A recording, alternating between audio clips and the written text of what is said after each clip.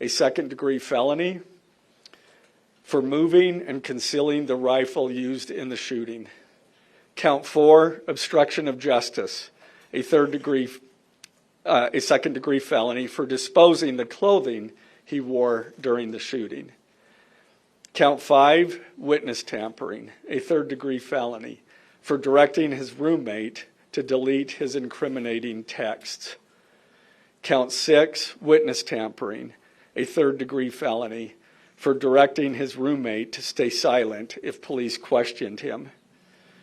And count 7, commission of a violent offense in the presence of a child, a Class A misdemeanor, for committing homicide knowing that children were present and may have seen or heard the murder and did so based on Charlie Kirk's political expression.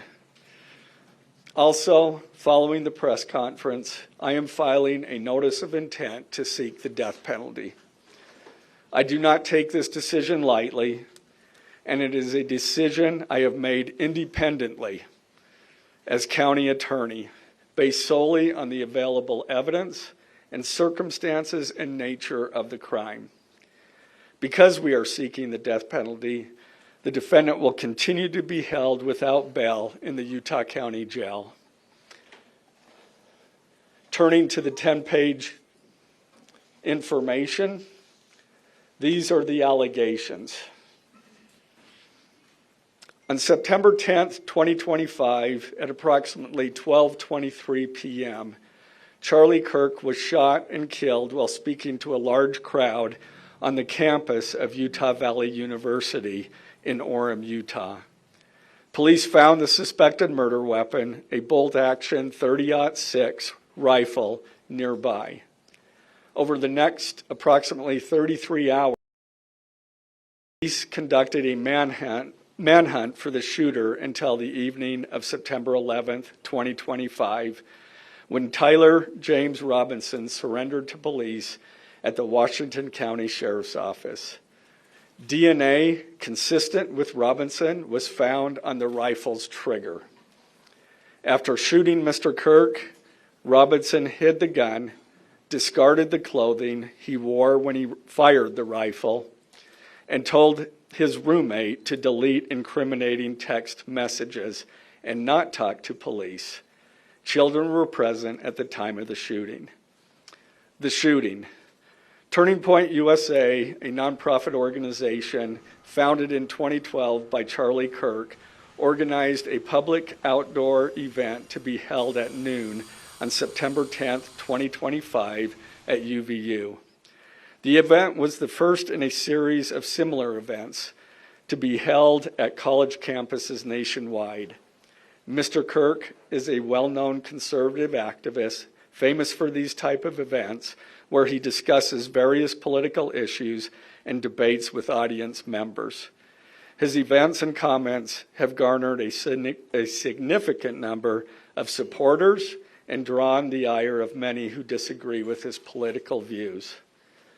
The event at UVU was announced far in advance and garnered significant publicity and interest. Consequently, several hundred people attended. Mr. Kirk was interacting with a crowd before the event officially got underway. Then, at approximately noon, Mr. Kirk seated himself under a portable canopy behind a table and microphone. He began speaking to the crowd and fielding questions from attendees, a format Mr. Kirk commonly used at his events. Mr. Kirk allowed his questioners to approach a microphone positioned directly in front of him. Mr. Kirk's team members were very close to him on his right and left, as well as some behind his canopy and others at various close locations near him. The large crowd surrounded Mr. Kirk on three sides. Temporary metal fencing separated attendees from Mr. Kirk by only a matter of feet. Directly above and behind Mr. Kirk was the UVU Hall of Flags, an indoor walkway spanning several hundred feet with floor-to-ceiling glass windows which overlooked the plaza where Mr. Kirk was seated. people were in the walkway at the time of the shooting. Approximately 15 minutes into the event, Mr. Kirk was answering a question about mass shootings by transgender individuals when a gunshot rang out. The bullet struck Mr. Kirk in the neck. He slumped to the ground almost immediately. The bullet's trajectory passed closely to several other individuals beside Mr. Kirk, including the questioner who was standing directly in front of Mr. Kirk. Children were visible near Mr. Kirk's stage when he was shot. Mr. Kirk was rushed to a nearby hospital where he was declared deceased. The medical examiner's report is still pending. So UVU surveillance. So at the moment of the shot, a UVU police officer was watching the crowd from an elevated vantage point. As soon as he heard the shot, he began to scan the area for threats. Believing the shot came from a rifle because of its sound, he looked for potential sniper positions. He noted a roof area approximately 160 yards away from Mr. Kirk as a potential shooting position and rushed there to look for evidence. The suspected shooting position is adjacent to an open, publicly accessible walkway. To access the suspected location, a person must climb over a railing and then drop to the roof only slightly below. The UV officer climbed over the railing and down onto the roof. He then walked to the suspected shooting position and confirmed a clear shooting corridor between the position and Mr. Kirk's seat. He also noticed markings in the gravel rooftop, consistent with a sniper having lain on the roof, impressions in the gravel potentially left by the elbows, knees, and feet of a person in a prone shooting position. Police reviewed surveillance from the camera covering the roof and discovered that it recorded an individual dressed in dark clothing cross the railing from the public walkway and drop onto the roof at approximately 12:15 p.m. Although the individual moved out of the camera's view for a short time, the camera again captured the individual running across the roof and then low crawling to the area the UVU officer recognized as where the suspected sniper had dropped into a prone shooting position. After a short time, which matches the known time of the shot, the individual arose and ran across the roof to the northeast. This discovery led to an intensive review of UVU surveillance recordings to attempt to track and identify the suspect. Surveillance revealed the following. At approximately 11:51 a.m., the suspect entered campus from the north. He is seen wearing a black shirt with an American flag in the center, a dark baseball cap, and large sunglasses. Throughout the surveillance, the suspect keeps his head down and rarely raises his head enough to get a clear image of his face. As he proceeds across the campus, he is seen walking with an unusual gait. The suspect walks with very little bending in his right leg, consistent with a rifle being hidden in his pants. This unusual gait continues until the suspect is seen crossing the railway off the open walkway and onto the roof, where he leaves the camera's view. A camera later captures the suspect as he runs across the roof to the suspected shooting position. Immediately after the shot was fired, a camera captures the suspect running across the roof carrying an item whose shape is consistent with a rifle. The suspect is then seen climbing down from the roof. He appears to drop the item he was carrying as he hits the ground in a controlled fall. He then picks up the item and runs toward the northeast end of campus. Expanded crime scene investigation. Law enforcement officers followed the suspect's escape path to the northeast end of campus, where they believe the suspect left campus and entered a wooded area. In that wooded area, investigators found a bolt-action rifle wrapped in a towel. The rifle contained 1 spent round and 3 unspent rounds. This is consistent with the facts officers observed at the time of and immediately after the shootings.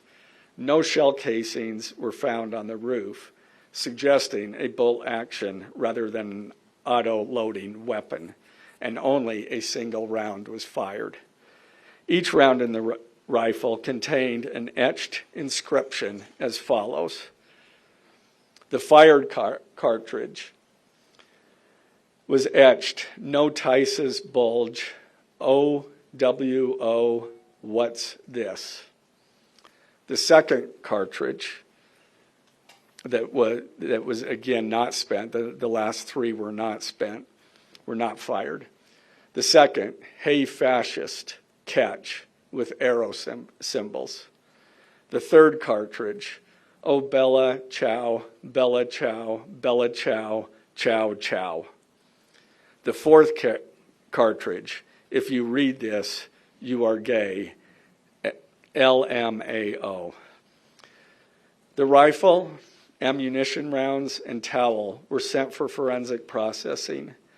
DNA consistent with defendant was found on the trigger, other parts of the rifle, the fired cartridge casing, 2 of the 3 unfired cartridges, and the towel. Law enforcement was unable to immediately locate the shooter, so they published photos of the shooter from the UVU surveillance cameras and asked for the public's help to identify him. Meanwhile, law enforcement continued to try to identify the shooter through other means. The Washington County investigation.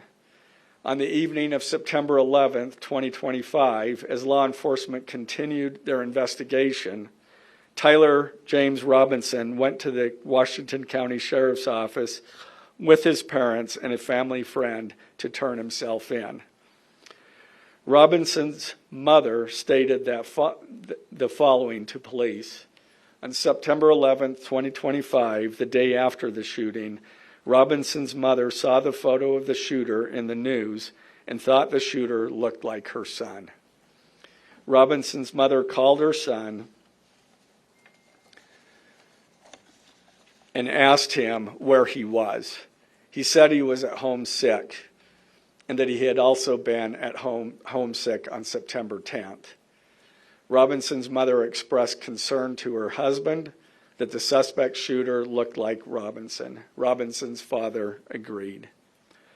Robinson's mother explained that over the last year or so, Robinson had become more political and had started to lean more to the left, becoming more pro-gay and trans rights oriented.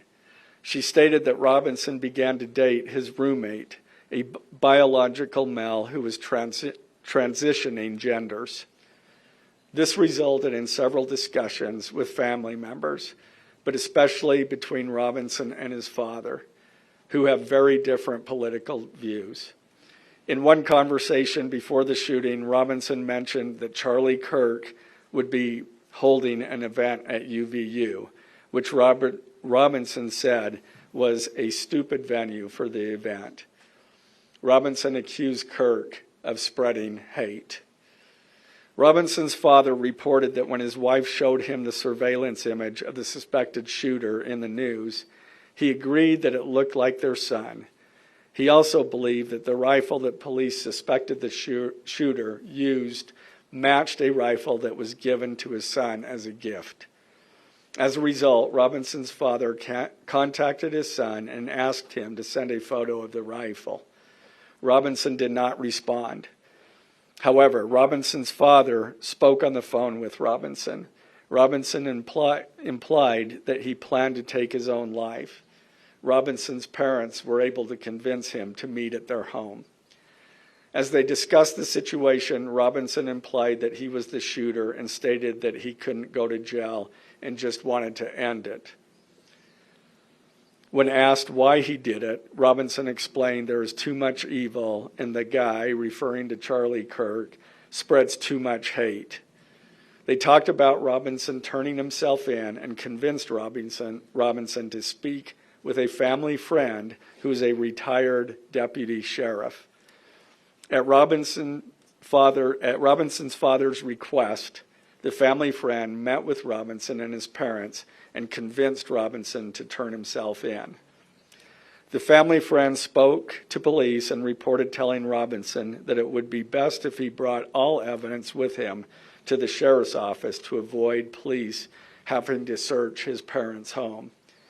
The friend also asked Robinson if he had any clothes that were related to what he did. Robinson replied that he had disposed of the clothes in different areas. The roommate.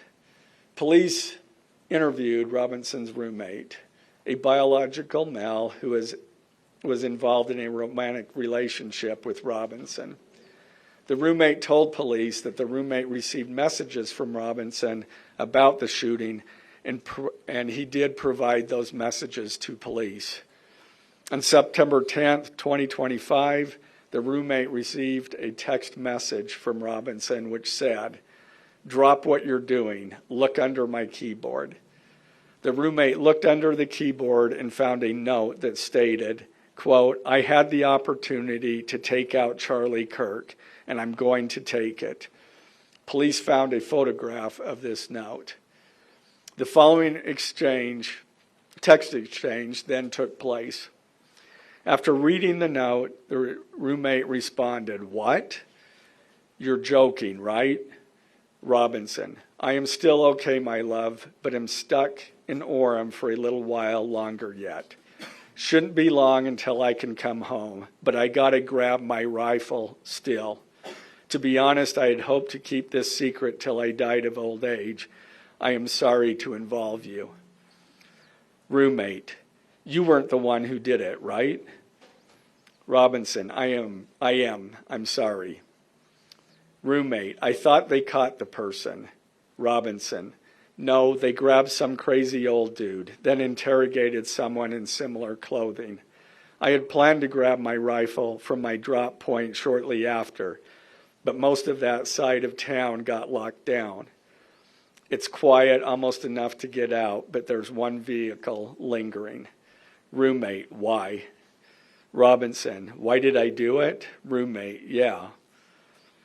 Robinson, "I had enough of his hatred. Some hate can't be negotiated out. If I am able to grab my rifle unseen, I will have left no evidence. Going to attempt to retrieve it again. Hopefully they have moved on. I haven't seen anything about them finding it." Roommate, "How long have you been planning this?" Robinson, "A bit over a week, I believe. I can get close to it, but there is a squad car parked right by it. I think they already swept that spot, but I don't want to chance it." Robinson again, "I'm wishing I had circled back and grabbed it as soon as I got to my vehicle. I'm worried what my old man would do if I didn't bring back Grandpa's rifle. IDEK if it's had a serial number, but it wouldn't trace to me. I worry about prints. I had to leave it in a bush where I changed outfits. Didn't have the ability or time to bring it with. I might have to abandon it and hope they don't find prints. How the F will I explain losing it to my old man? Only thing I left was the rifle wrapped in a towel. Remember how I was engraving bullets? The F in messages are mostly a big meme. If I see notice bulge UWU on Fox News, I might have a stroke all right. I'm going to have to leave it. That really effing sucks. Judging from today, I'd say Grandpa's gun does just fine, IDK. I think that was a $2K scope. Wink, wink. Robinson again, delete this exchange. Again, Robinson, my dad wants photos of the rifle. He says Grandpa wants to know who has what. The feds released a photo of the rifle, and it is very unique. He's calling me, RN. not answering. Robinson, since Trump got into office, my dad has been pretty diehard MAGA. Robinson, I'm going to turn myself in willingly. One of my neighbors here is a deputy for the sheriff. Again, you are all I worry about, love. That came from Robinson. Roommate, I'm much more worried about you. Robinson, don't talk to the media, please. Don't take any interviews or make any comments. If any police ask you questions, ask for a lawyer and stay silent. The search for Robinson's residence. Police executed a search warrant on Robinson's residence. During that search, police discovered a shell casing with etchings like the etchings found on the shells in the rifle near UVU. Police also found several target boards with bullet holes in Robinson's home. Now, as I stated in the beginning, when I read those allegations, these are allegations. And like the evidence set forth in this statement, those allegations, what you've heard from the media, even from state and federal officials, has not been tested in the crucible of a jury trial.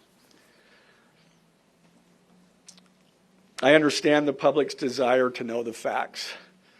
My own family members have pressed me for information. Why are we reluctant to share the details of the investigation itself and comment on the case? Because I want to ensure a fair and impartial trial. I became a prosecutor because of my love for the ideals of this great country and the principles embedded in our Constitution. The free exchange of ideas and opinions is critical to this great American experiment, but so too are the protections afforded to the accused found in the Fifth and Sixth Amendments.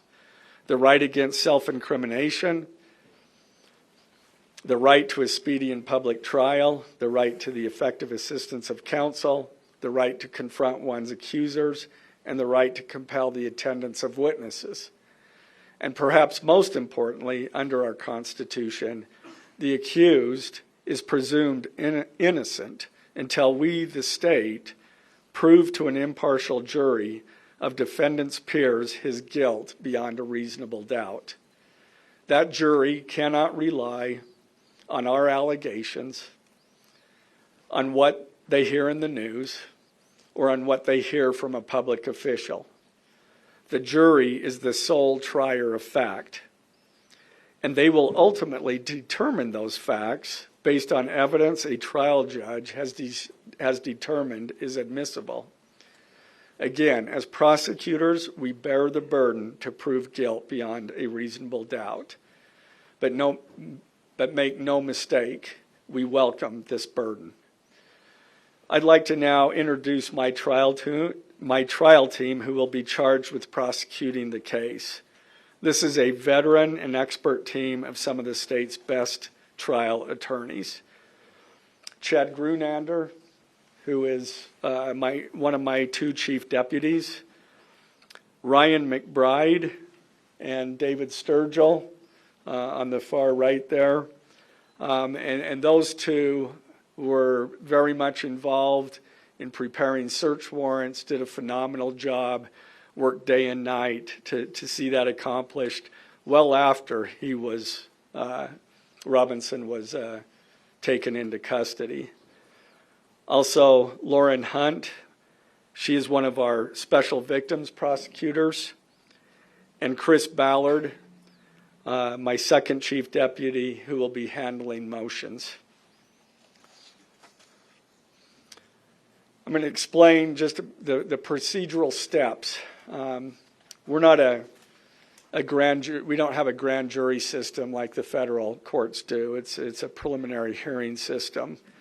So the arrest and filing of the criminal information are merely the first steps in the criminal justice process. Today at 3 p.m., the defendant will appear before a judge in the Utah 4th District Court for his first appearance to be informed of these charges and to ensure that he has an attorney to represent him. The hearing will be brief. The judge will conduct that first appearance virtually via WebEx. This is not unusual. In the 4th District, all felony first appearances for defendants who are in custody are held virtually. A link to that hearing is available for media on the Utah State Courts X account at Utah State Courts. Now, following defendant's first appearance, he will be entitled to a preliminary hearing. At that hearing, the state will be required to show probable cause that defendant committed the crimes. The purpose of the preliminary hearing is not to determine guilt, but simply to assure the court that the prosecution has enough evidence to proceed to trial. If a judge finds probable cause and binds the case over for trial, an arraignment hearing will be held.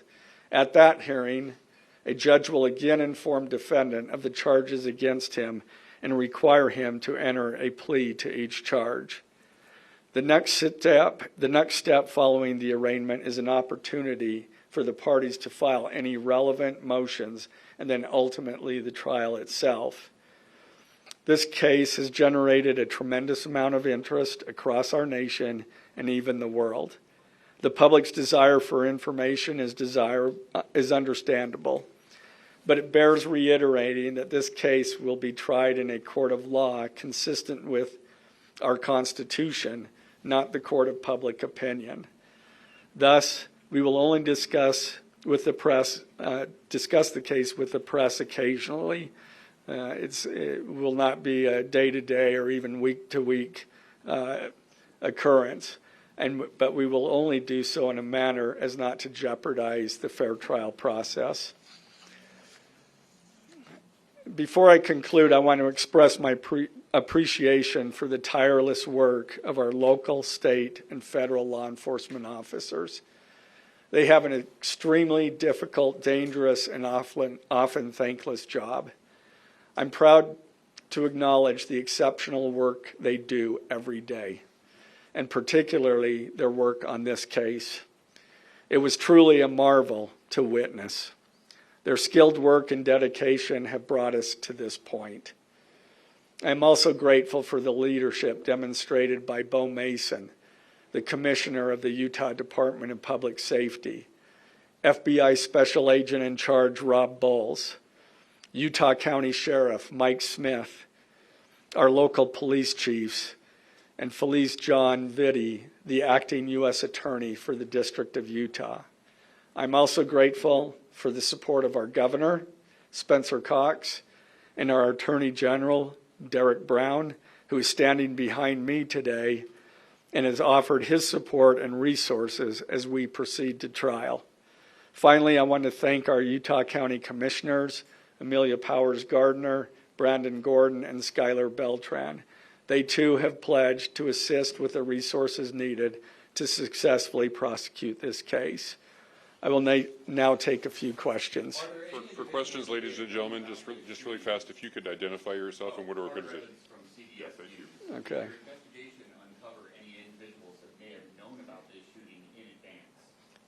They are still looking into it. It's an undergoing investigation. So is that a possibility? They haven't ruled that out. Ed Lavanero with CNN, the text message that you exchanged with your roommate, can you kind of give us a sense of, did that happen over several hours? Did it happen before? I don't have that information. Emily Anderson, Star Tribune. I know, acknowledging that you made this decision to pursue the death penalty independently, did you hear it all from the Trump administration or Governor Cox's administration as you were working on these charges? I talked to officials from both administrations, but I was not pressured to make a decision. I understood their feelings on it because it was in the news, but we didn't really discuss that. Mr. Gray, the FBI director, sir. Any indication that transgender issues played a role in the motivations for this shooting? I'm going to stick to what I just stated in my public, in our information. I think that is pretty much set forth there. Mr. Gray, Ben Winslow, Fox 13 News. Just asking, are you planning to file additional charges against anyone else in connection with this? Again, we don't have any information at this point of additional suspects, but I know that our law enforcement agencies are continuing to follow leads. Mr. Gray, the FBI director today said that you are, quote, or that other people, a number of people are being investigated and interrogated.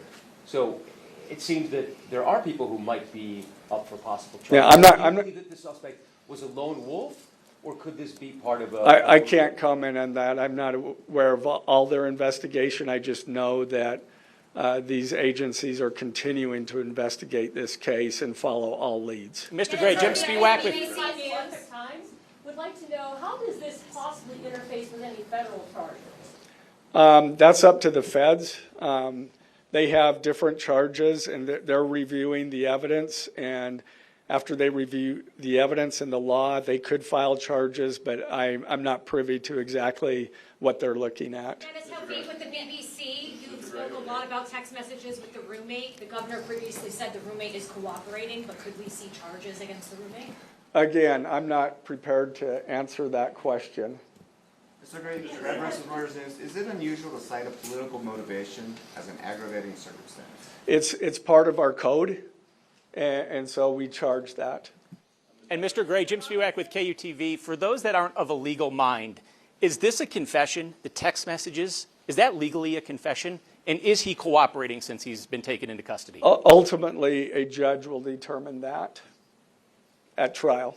And cooperation, has he spoken at all? Has he been cooperating since he's turned himself in? Again, I'm not going to comment on that. I think that any statements at all. Mr. Gray, Morgan Chesky, NBC News. Okay. What more can you tell us about the suspect's time online that some say radicalized him?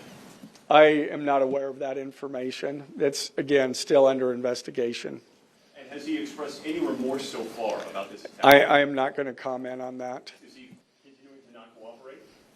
I am not going to comment on that. Mr. Gray, the FBI director has been way out in front in terms of presenting evidence to the public. Your team has been very circumspect, very measured in what they've let out.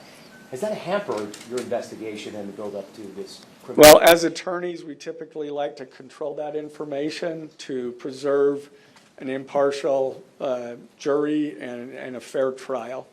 Does the So it hasn't suspect made have it much representation?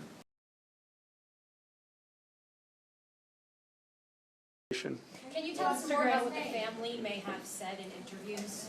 Um, His mother? What the family said is what I provided. Mr. Gray, do you anticipate that the defense will try to get this trial moved out of Utah County, and how will you respond to that? That, from where? From Utah County? That the defense will be from Utah County? That they will try to get the trial moved to a The different venue moved. I couldn't predict what they're going to do. Mr. Gray, you want this to be tried? Is there any evidence to suggest that the timing of the shot and the question that was asked about mass shootings of transgenders, is that born in coincidence? That will be for a jury to decide. Mr. Gray, are you confident that the roommate had no part of this attack whatsoever? Again, I'm not going to comment on the evidence. But the evidence so far, does it show any involvement? Again, I'm not going to comment on other than the facts that or the evidence that we've gathered so far. Does the mention of the DNA here in the press conference jeopardize his right to a fair trial?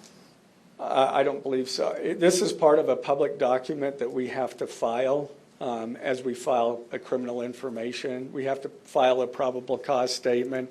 That's a public document, and so we're comfortable with that. Are his parents and the roommate still cooperating?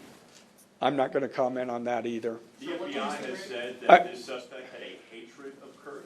What else can you share about that?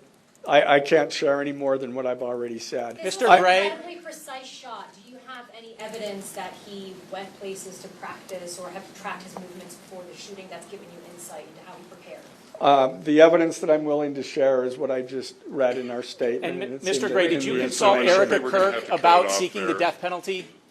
Okay. If he could have just answered, did you consult Erica Kirk about seeking the death penalty?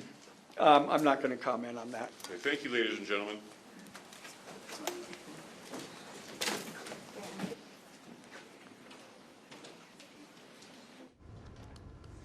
Utah County Attorney Jeff Gray laying out the charges and all the evidence that they have, talking about extenuating circumstances that bump this up to aggravated murder because others possibly being at risk of being harmed during the shooting. Right. 7 counts altogether, aggravated murder, discharge of a firearm. Those are charges that we expected would be filed. Also obstructing justice, a number of those ranging from witness tampering to hiding his gun and other evidence like that. Well, he read all of these charges. We all got copies of it, and so did all the press at the news conference there. And then at 3 o'clock this afternoon is when Robinson will appear virtually. He's in the Utah County Jail in Spanish Fork right now, but he'll appear from jail before a judge to hear these charges read against him. Yeah, he'll basically hear what we just did in court, and he'll understand fully the evidence that's against him. And of course, at that time, we'll probably determine whether he will have an attorney at that moment, if he can get his own attorney, or if it would be one that the state would provide. Okay, Jim Spiewak was right there for this press briefing. And Jim, your take on everything. One of my big takeaways from the charging documents that were just filed a few minutes ago is this text exchange that allegedly happened between the suspected shooter, Tyler Robinson, and his roommate, which we also learned was someone that he was romantically involved with. And according to that text exchange, the allegation is that Robinson reached out to his roommate and said, look underneath the keyboard, and there was allegedly a note there that said, I had the opportunity to take out Charlie Kirk. And I was just being handed a copy of the charging documents here. I'd like to try to see if I can find that exact quote right there. I'll go ahead and try to find it here. It's on page Maybe 7, it's right the here. bottom of page 7. Yeah, right Jim. here, exactly. Drop what you're doing, look under the keyboard. I had the opportunity to take out Charlie Kirk, and I'm going to take it. I asked the county attorney if a text message exchange legally can be considered a confession. He says that's up for a judge and a jury to decide, because if you just take a look at what this says on its surface, from a non-legal mind, it does appear that there is a confession that has happened already, but the county attorney saying that's up for a judge and a jury to decide. Obviously one of the crucial key pieces of evidence that they already have against Tyler Robinson. We also learned that it was a family friend, former law enforcement officer, that convinced Robinson to turn himself in. According to the county attorney, it sounded like Robinson wanted to harm himself, potentially end his own life, said he couldn't go to jail after this. So that's another big piece of evidence. As far as cooperation, once he was taken into custody, that was not answered. So some of the big pieces, some of the big takeaways here, obviously the text exchange between Robinson, or the alleged text exchange between Robinson and his roommate, which he was romantically involved in, and the fact, Ron and Mary, that he did turn himself in, and they've got surveillance video that they claim is of him running off the rooftop and running away from the scene shortly after the shooting. Yeah, we'll read one of the text messages that they had. Robinson said, I'm still okay. I'm stuck in Orem for a while longer yet. Shouldn't be long till I can come home. Got to grab my rifle still. To be honest, I had hoped to keep this secret till I died of old age. I'm sorry to involve you. The roommate said, you weren't the one who did it, right? And Robinson said, I am. And one I'm of the sorry. questions, Ron and Mary, I guess, yeah, and I didn't mean to cut you off, Mary, there, but I guess one of the questions that's going to have to be asked here legally is if, in fact, it is true, the allegation that Robinson was considering taking his own life, leaving what is this allegation of this evidence behind, the note, the text exchange that we now know, according to this charging document, is the accusation that he sent to his roommate, and then this family friend that we're being told is the one that told him it's better if you collect all the evidence and bring it with you to the police station. And it was that conversation that, according to the county attorney here, made him turn himself in. Ron and Mary? Yeah, Jim, thank you very much for your coverage there. And it is fascinating to read the charging documents, but the next thing that's coming up right now at 3 o'clock this afternoon is the court appearance, Robinson's first court appearance, and we'll hear these charges against him. Yeah, you can keep it right here on KUTV Channel 2 or go to our website, KUTV.com. We'll be live streaming that for you. And we will have full coverage throughout the day for you. We'll see you later on 2 News. following segment is sponsored by Knocking.